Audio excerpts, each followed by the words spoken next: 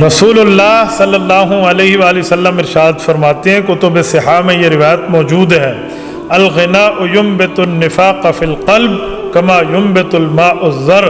फरमाया, ए लोगो, जिस तरह पानी दोगे खेती उगेगी, म्यूज़िक सुनो सुनाओ यानी गाना गाओ और गिलाओ तो ये आपके दिल में मुनाफ़िक़त उगा देगा।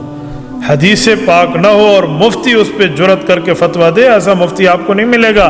उलमा फतवा देते हैं, मसला बताते हैं, बनाते नहीं हैं। बनाना और है, बताना और है।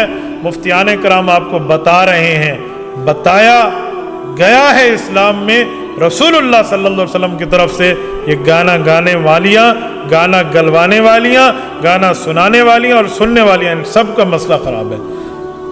फ़ी आज़ानी वक़रा, कान में शीशा, ये जो शीशा है ना, इसको पिघाल कर कान में डाला जाएगा। आप बिस्मिल्लाह करो, जितने मर्जी आए गाने सुनते हो, खुदा के बंदे तौबा करो, ये क्या मामला है इस पर? इससे मुनाफ़िक़त उगती है।